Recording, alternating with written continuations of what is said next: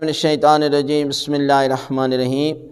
ماہ شعبان کا سب سے بہترین عمل، معصوم سے پوچھا گیا کہ ماہ شعبان کا سب سے بہترین عمل کیا ہے، تو معصوم فرماتے ہیں کہ ماہ شعبان کا سب سے بہترین عمل دو ہیں، ایک ہے استغفار اور دوسرا ہے صدقہ۔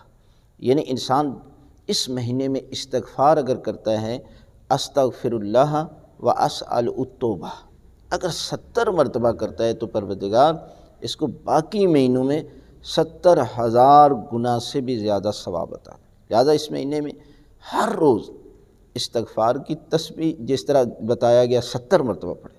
اب کوئی شخص پوچھتے ہیں کہ ہم اس سے زیادہ بھی پڑھ سکتے ہیں؟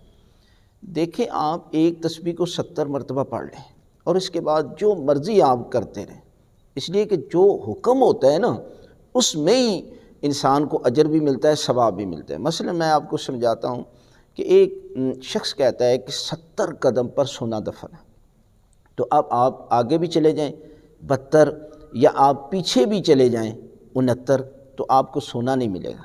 اس لیے جو حکم ہے نا کہ آپ نے 70 مرتبہ تسبیح پڑھنی ہے، تو اس سے نہ زیادہ کریں نہ کم کریں، ایک تسبیح تو ضرور پڑھیں، اس کے بعد جو مرضی آپ پڑھتے رہیں، پھر استغفار کرتے، لیکن 70 مرتبہ ضرور۔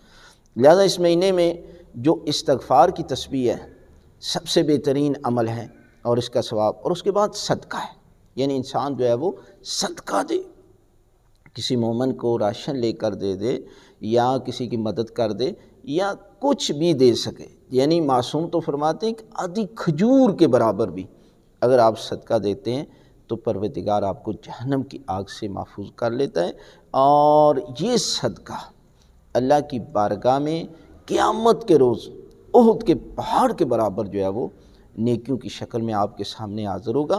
لہذا اس مہینے میں یہ دونوں عمل سب سے بہترین عمل ہیں، استغفار اور صدقہ۔